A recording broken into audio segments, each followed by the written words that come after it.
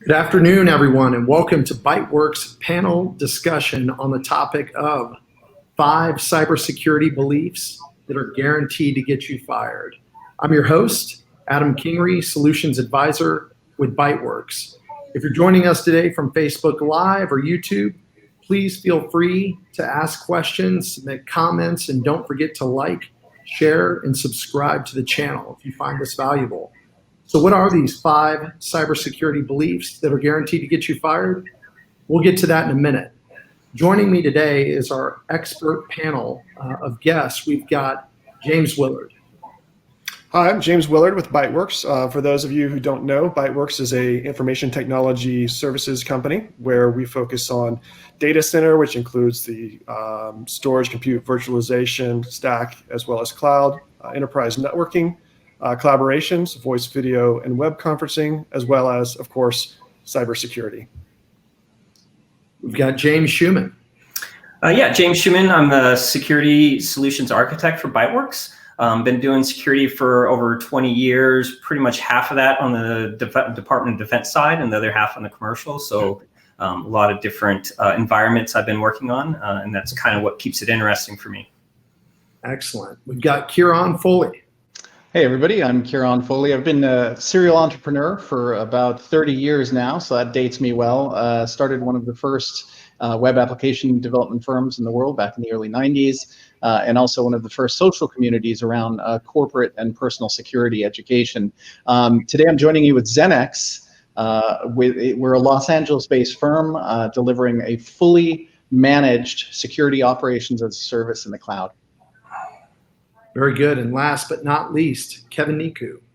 Hi, everybody. My name is Kevin Niku. I'm founder and CEO of Xenex.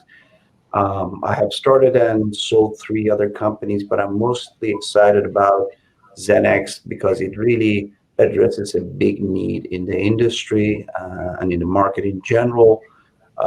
We have recognized how important it is to help our customers find solutions that makes it more secure, and I'm very excited to be here and glad to share some of those insights with you. Thank you, gentlemen. So without further ado, let's dig into these 5 cybersecurity beliefs that are guaranteed to get you fired. Belief number 1, don't worry, I've got firewalls and antivirus. So if I have a next generation firewall and I'm running advanced security services, like on a Cisco PIX, for example, or I'm running Windows Defender on my desktops and laptops, isn't that really enough? Let's start with you, James Schuman. Traditionally, firewalls, antivirus has kind of been the workhorse for most, companies or organizations, security portfolio, let's say. And these products have really evolved, especially over the last 5 or 6 years. Firewalls, we have, malware detection running on them. We got content filtering. It's just a lot of, different security devices that used to be separate are now all together in a single box, which really increases the protection, capabilities of those devices. The problem is while those devices have been evolving, so has companies' business requirements and just the way of the world, right? So we have a lot of organizations using cloud-based applications, cloud storage. A lot of people are using mobile devices, and while that's been going on, also users, their expectations have also evolved. They expect to be able to get to any data, any applications, any systems from anywhere. They could be sitting on a bus and get to those important business solutions. So we have to take a look at that and be like, okay, well, what are these new threat vectors? And most of them are not bypassing the firewall. They're not traversing the firewall. So the firewall doesn't have visibility into those new vectors. And so we have to look at other products to basically come in and fill those gaps, right? So say a CASB type system for being able to monitor and provide policies for cloud-based applications. Know who's logging in, where they're logging in from, what can they do when they log in, things like that. Cloud storage is especially a big one. If you have SharePoint, online SharePoint, or Dropbox, where you're keeping really important data, you need to make sure that that data isn't being accessed by unauthorized users. And so we have to look at these other products now and make sure that we're filling those gaps. Excellent. Kevin, any thoughts on this?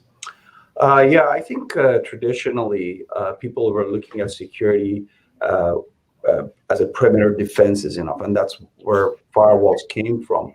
But it's a known fact right now that most attacks are coming from insider threats, mostly because now we've got a cloud proliferation everywhere, so the applications are no longer within the organization, and there's connectivity to many outside applications, and that allows the uneducated or unsophisticated users to click on browsers or open an attachment that introduces a threat cell into the environment, and then those threat cells actually duplicate themselves across the entire environment. As a result, the insider threat is much bigger than what it used to be, the perimeter defense from firewall. So it's not at all the issue about firewalls, and that's a necessary component, but it's definitely a small component of the entire security posture, which is now completely different what it used to be. Very good. Kieran. Yeah, and I think to add to that, I mean, all great points. The only thing I could add to that is that if you look again at that sort of micro environment or macro environment that we're in, we've got social and political climates where really, even everybody from bad actors to nation states are waging war against each other online. And so absolutely, most of these threats are coming from the inside. And what we've seen recently is the advance of advanced persistent threats, which exist within a network from between, say, 71 and 204 days without ever being detected. And certainly these could be being brought in by bad actors, even hires at larger companies. But they're also coming in through common tools. If you consider the web browser that you use today, it's very different than the one we've been using a half decade ago. It is a fully, very, very powerful platform in its own right, and can really carry payloads. And with one wrong click, you can introduce those APDs or advanced persistent threats into the network very easily. So, I look at it humorously a little bit like everybody inside your organization running around with scissors. If they have access to a browser, they can do great harm. Wow, that provides some really great insight. And it sounds like, we're in a different place than we were a decade ago, right? And most of the threats, rather than coming from the outside or other countries, they're coming from the inside, from our own people making mistakes and clicking on things that they shouldn't click on. So there's definitely a user education aspect of this that also comes into play. It also sounds like some of the things that we need to be doing are also keeping eyes on those different security vectors. I think everybody's got a million things that they've got to do every day. And if you're not keeping an eye on these threats, where they're coming from in these different vectors, you could get surprised and things could spread, to your point, Kieran, right? Absolutely. And in fact, to your point about training, I think there was a recent study which did an examination of training, and we're talking about sophisticated users as well as people who are maybe naive about what they're doing, how they're behaving online.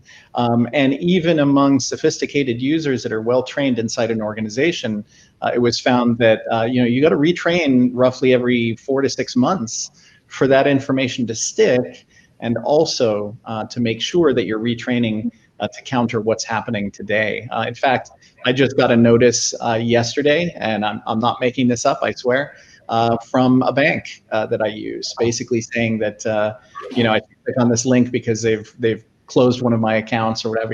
It happens all the time. These threatening sources are getting a lot better at faking things, spoofing things, making them look completely legitimate.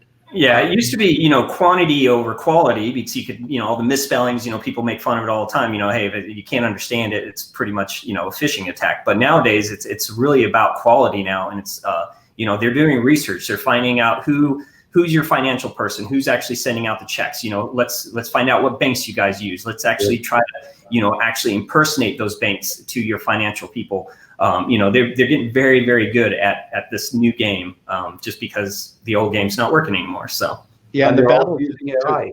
They're using AI to collect that information and correlate it so that they have a much better understanding of the target audience that they're going after. That's right. And with attacks also, we're looking at differences in terms of delivery of these attacks. For instance, in the past, we were able to potentially identify very large networks of cyber criminals who might be instantiating these attacks by means of shutting down domains. But recently, with some high-profile attacks, we've seen the advent of blockchain-based DNS or domain name systems that allow basically not only obfuscation, but it becomes practically impossible to shut down the operations of these bots and other mechanisms to actually try to trick you. So the environment is getting certainly more complex and more dangerous every day. Very scary. Let's move on to belief number 2. So don't worry about end users and remote users. They'll only impact their home networks. So what are the potential threats for not only my remote users, but the damage that they can do to a business? Let's start with you, Kevin. Well, I can put it in a story, as a real story that we dealt with.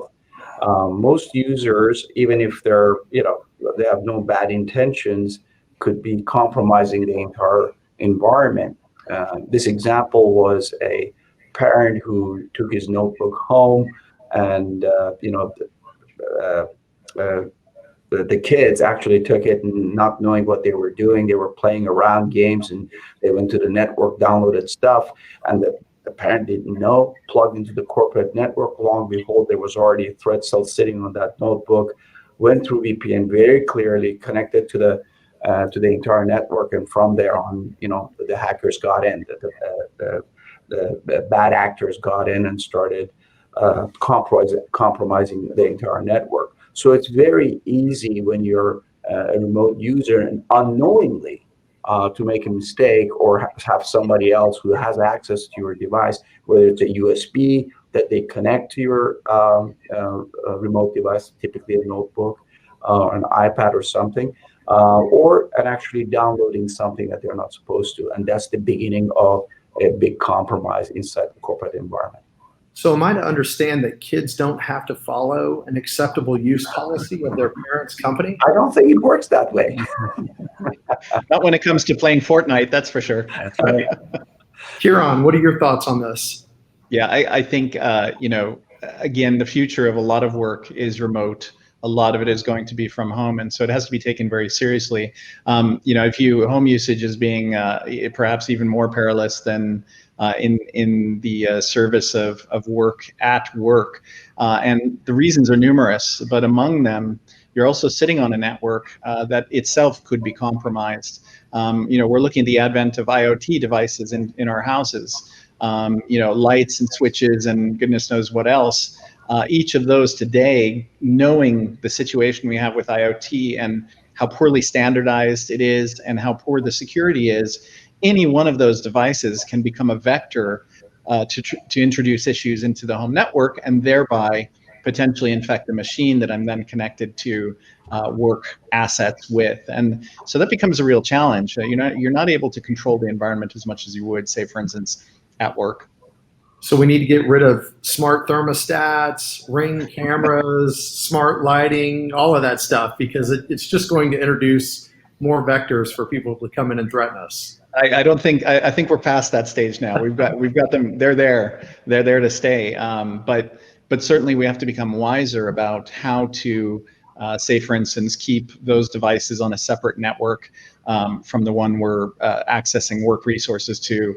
And that's even above and beyond, use of a VPN and other tools like that. Gotcha. James Schumann, thoughts?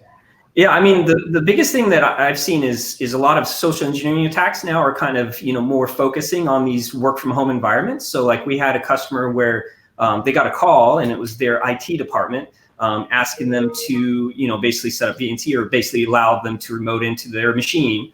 And then the way that company's VPN was set up, they had it set up where only interesting traffic was going into the corporate network. Everything else was being dropped off on the local ISP. So if they were going to Google.com, they were just going dropped on the local internet. So that the attacker was able to actually go out, download a bunch of stuff on that machine local because there was no protection there, no outbound firewall, nothing, no IPS, nothing like that. And then they were able to run those tools and those applications and attack, further into the network. So basically using it as a pivot point. So I think one of the big things that we need to start looking at is taking some of these services that are sitting on the firewall today and pulling them down to the endpoint. So things like DNS security, a lot of these DNS security products, so like Umbrella and Zscaler and stuff, are actually using cloud-based firewalls that you can actually set up, so you can actually block, outbound SMTP from an individual machine, no matter where they're at. So we need to start looking at pulling some of the stuff in. I'm not saying get rid of your firewall or anything like crazy like that, but we need to see what makes sense to pull down and do it at the endpoint, because that is, as we start doing more remote access and stuff like that, that is kind of our final line of defense. And in some cases, it's our only line of defense. And so we really need to kind of concentrate on that. So it sounds like what I'm hearing there is, it's not good enough to have a firewall or just antivirus if you're working remotely. You need multiple points where you can have visibility and protect yourself from these threat actors and bad things out there. Yeah, exactly. Actually, security is never about one particular solution. It's layers of security that have to go on top of each other. And even at that, there is no guarantee that the hackers don't get in there, get more sophisticated, and they're going to find ways to cut through these layers of security and to get in. So there is, there's endpoint protection, there's network protection, there is antivirus, and a lot of other tools, but they all have to work in coordinated effort to stop the hackers. So I appreciate you bringing that up, Kevin, because I think that plays right into our next belief that'll get you fired. And I think that is, don't worry about security policies. There are bigger issues to deal with. I think a lot of people think, we have all these tools and we've deployed them and they're just going to work, right?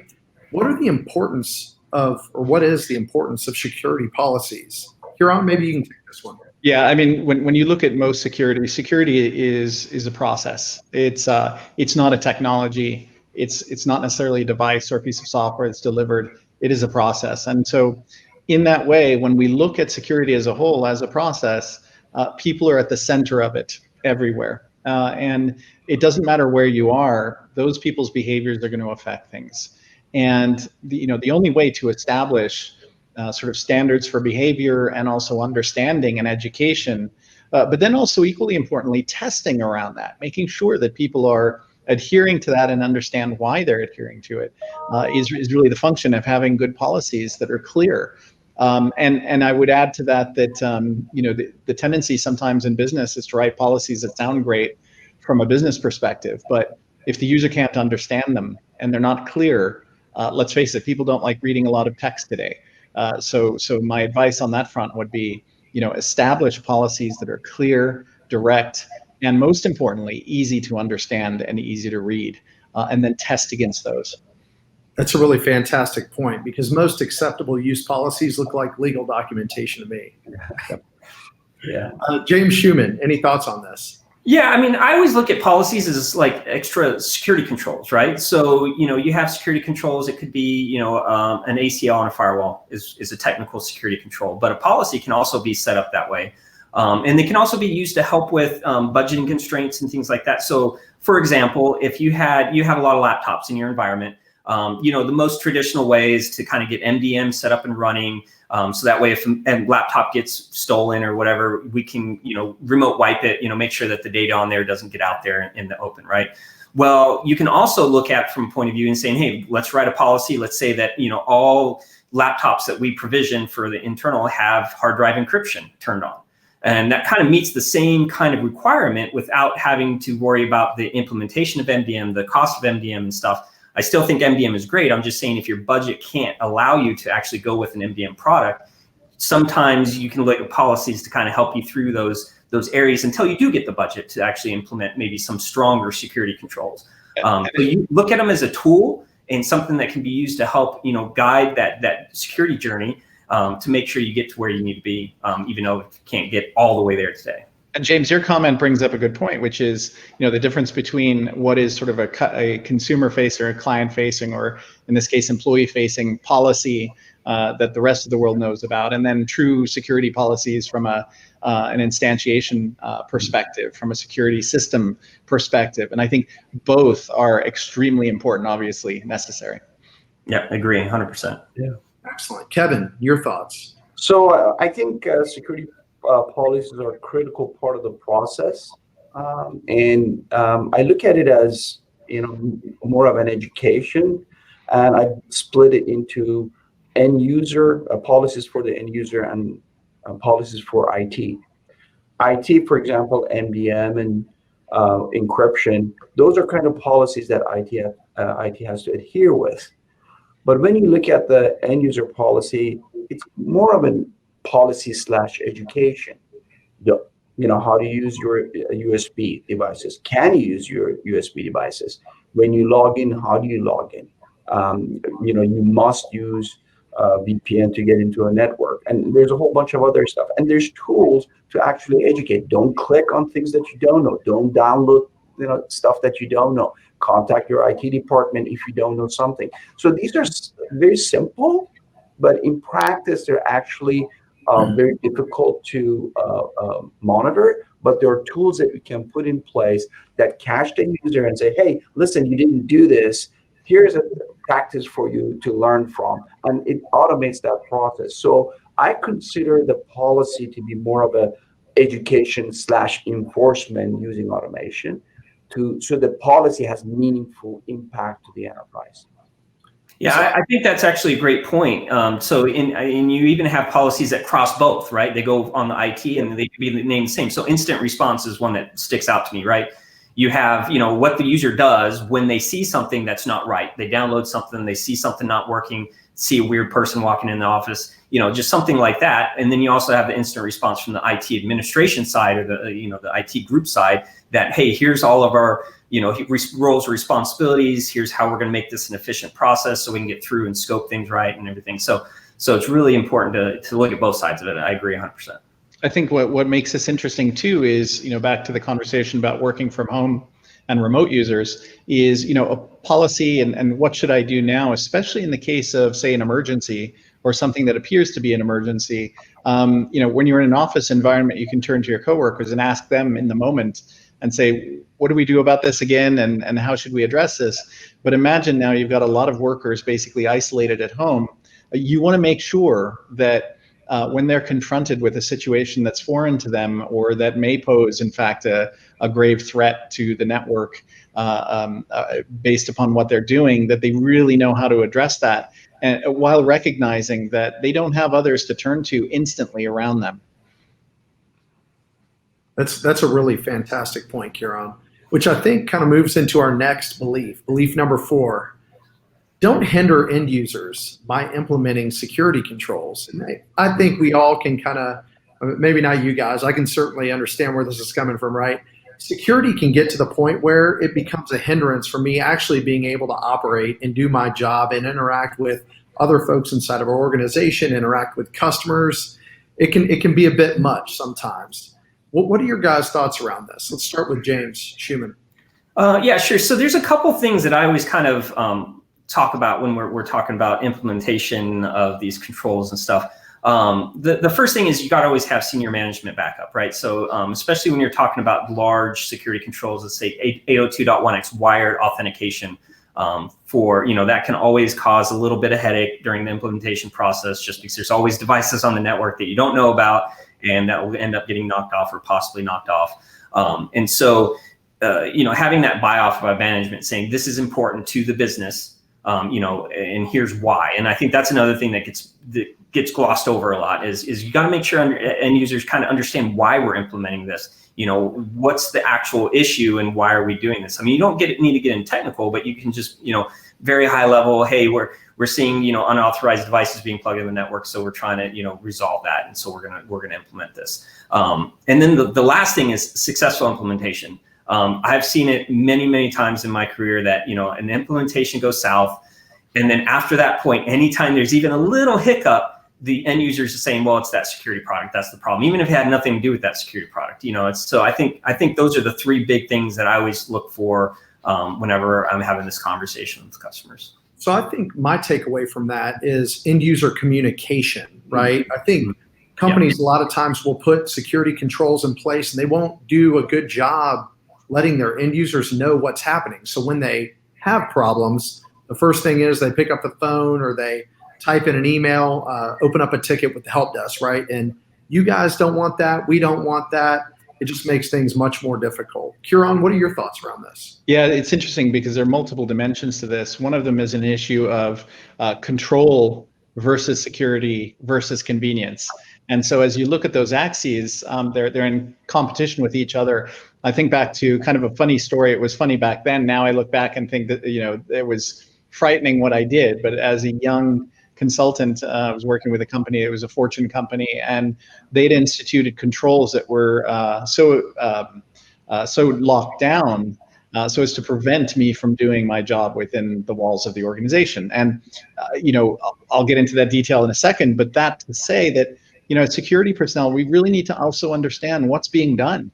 What is that job? What do they require? What does the end user require? Because as you look at the various functions within an organization, marketing may have very different requirements than sales, and certainly than engineering, R&D, and others. And so the security requirements may be different across those functions.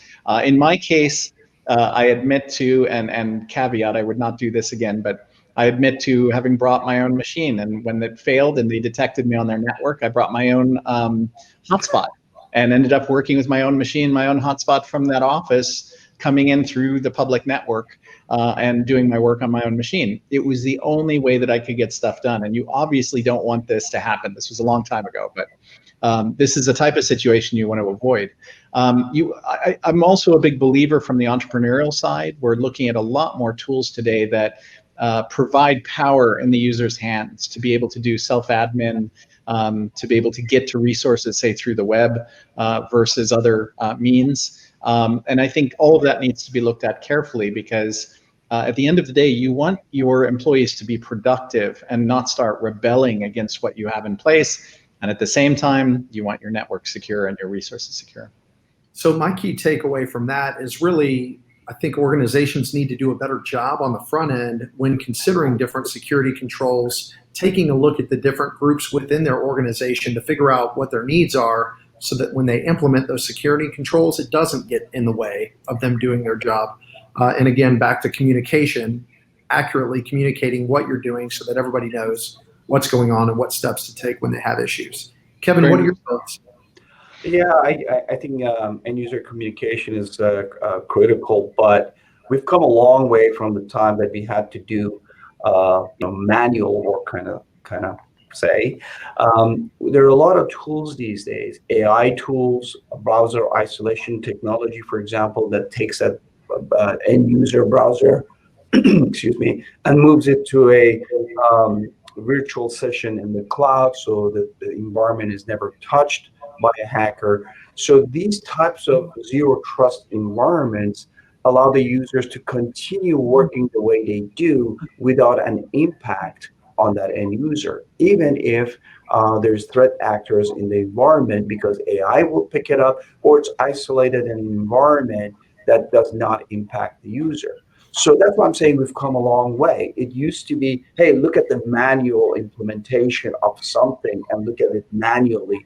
And we've come all the way to the point that now there are tools available that behind the scenes, they do the heavy lifting and they allow the users to continue working while these tools are looking for anomalous behavior, bad actors, communication to the outside world that should not happen. And even, you turn on a notebook and you bring it into the in the network and it says, hey, I don't understand who this is. By the way, it's got something wrong with it. So it's anomalous behavior by the user or by the devices, and it's all done behind the scenes. So it reduces the impact on the end user. So I think we've come a long way. And the answer is, yes, we're not hindering users as much as we used to. Very good. So I feel like that was a great segue into our last belief, the final one that'll get you fired, which is don't worry about being compromised. We have a plethora of security products that are already in place and taking care of us. So what I'd like each of you guys to do in this one is kind of give us what can you do to help us, right? So maybe we'll start with Kevin and then Kieran about what Zenix can do for you to help you put all this together. And then James, I would like you to kind of follow them up by saying, what can ByteWorks do to help you with this plethora of security products that we've got in place? So Kieran, maybe you can start. Yeah, I'd be happy to. I think it's interesting when we look at security, again, talking about security products, whether they be hardware or software, is a mistake to equate having those, creating signals, even bringing that all into a single dashboard or a single pane of glass, as it's known in the industry, and being looked at live 24/7. Just having that is not enough today. And the reason for that is when you consider the amount of potential threat that your network is being hit with every day. I was just writing an article where a number of honeypots or sort of attractive servers were set up to test the notion of attack. And within this situation, having put up one of these servers, it was attacked within 30 seconds. And over the next month, there were over 1 million attempted compromises of that system. So imagine now, multiply that by the number of devices in a network and the number of employees you have, and now you've got home working and you've got work in the office. It's unimaginable what's happening out there. It is a war. And so bringing that back, a number of years ago, it might have been enough to have a firewall. And then it might have been enough to have a number of devices, endpoint devices, that you yourself, put to work in your network. And then it might have been enough to take each of the individual signals from those devices and software products and bring them into a single pane of glass. But we're way beyond that now. Where we're at now is we need technology's assistance in understanding this barrage of constant information being generated by attacks. And so at Zenix, we have what's called the Zenix XDR. It is a massive correlation engine, which basically sits at the heart of what we offer to our clients. And what we offer to our clients is not only the technology, but also the people assistance, which is equally important, so that they can basically reduce their stress level, increase their security. But what this correlation engine does is it takes what would have been disparate, siloed signals, albeit coming together in a single pane of glass. Guess who has to do the correlation in that case, right? Overworked CISOs and their staffs. Well, in this case, what you do is put something smart in between that barrage of signals, in our case, 700 plus and growing, and allow the system to do some interpretation so that you can take some of that off the plate of the human workers. That's where we're at today. And if you're not using a solution of some sort that does massive correlation and uses some form of AI, frankly, you're running in the dark. Thank you for that, Kevin. Any additions to that? Yeah, I think I'm going to add on. Kieran explained it really well. I've been in the industry for over 35 years, and 30 of it has been in security. And I have seen from the early firewalls. In fact, I deployed one of the first Cisco devices that came out long time ago, more years than I want to admit. But these devices, when they came in, you just plugged it in and they did their own thing. And over time, there's one tool after another tool after another tool. Before you know it, and typically right now you talk to a customer and they have 20, 30 tools. And they're generating information, signals. But you ask them, well, what does that mean? First of all, they don't monitor it. They don't know what those signals mean. Secondly, they don't have an enterprise view, an umbrella of security across the entire enterprise to interpret the data that's being collected. And I think that's what we are very good at. We know that it is impossible to take this information and treat them in isolation. It doesn't give you the necessary information. But if you collect it from firewalls, routers, applications, you name it, cloud applications, even AWS, Google, and Azure, collect all of that information, bring it together, and do the cross correlation that Kieran talked about. All of a sudden, you get visibility to the entire environment, and you have a sense of what's going on in the entire environment. And with AI and some of the zero trust tools built into this environment that we offer, then all of a sudden you reduce a pretty significant amount of that risk out, and a much better visibility for the customer. And actually, one more point to make on that, which I think is important generically speaking across the board, and that is, in the past, security engineering would consider analysis of logs, these signals that are recorded after the fact, after something has happened, to be something that you would correlate and look at and look back at. That's great for forensics, but it's not necessarily giving you a view into the enterprise as it's operating behaviorally right this instant.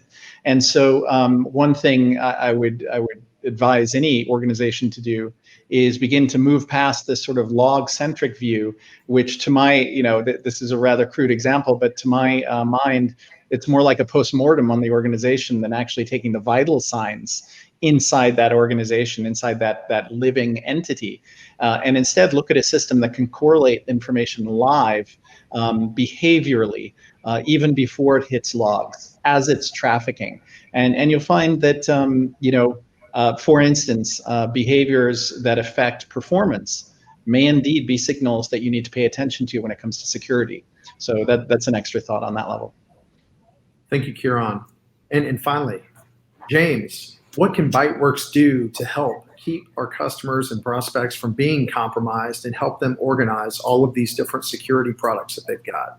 Yeah, I think one of the biggest things I have is having a reasonable approach to security. We kind of alluded it on the last question. Kieran was, having that that balance there and saying, okay, well, we need to understand the business objectives first. Okay, for all the different departments, figure out what's going on. And then we can look at the security tools that you currently have in place and say, okay, well, here's where we can get better. Here's what we can do. We can, implement best practices. Because as you add more and more security control or security products, IT staffs get a little overwhelmed. They can't be an expert on every single security product out there because there's millions of them. Let's be honest. Every 2 weeks, I'm seeing 600,000 more products coming out on the market or some crazy thing. Yeah. And so, that's where we can come in and help with, trying to make sure that, everything is being done as you think it is. So, you'd be like, well, my firewall is pretty secure. Okay, well, let's take a look at it. Let's do an assessment. Let's review the configuration. Let's see where we can be better at, or if we can be better. Hopefully not. Hopefully everything's great. But usually we can find some ways to either optimize things, make things more secure, make more visibility. That's another thing. I mean, we're talking about logs and stuff, but if the device isn't configured correctly to actually pick up that visibility for those logs, then you're not going to see anything in the logs. So, just making sure that everything is configured correctly, optimized to run, the most efficient way possible, and then optimized for the business, making sure we're meeting business objectives, we're protecting, critical assets. And if we don't have the budget to, do the uncritical stuff, we can, monitor that stuff in different ways, policies, other things that we can do there to try to mitigate, maybe not remediate the threats there. But yeah, I think that's the biggest thing. So if I'm hearing you all properly, it sounds like cybersecurity isn't just a set it and forget it. It's something that you need to take a look at regularly, monthly, quarterly, semi-annually, yearly, at the very least, right? And then evaluating where you're at, constantly doing gap analysis, evaluating the different products and things and how they can benefit your organization, finding the right partners to help give you third-party perspective, and also keep an eye on things real time to hopefully catch some of these threats before they become a real issue to your organization. So I want to thank my panelists today. Thank you, Kieran. Thank you, James. Thank you, Kevin. And in closing, I hope you aren't doing any of these 5 things that will guaranteed get you fired. But if you are, please contact us before it's too late. Thank you, everybody, for tuning in today. I'm Adam Kingery, and we will see you next time.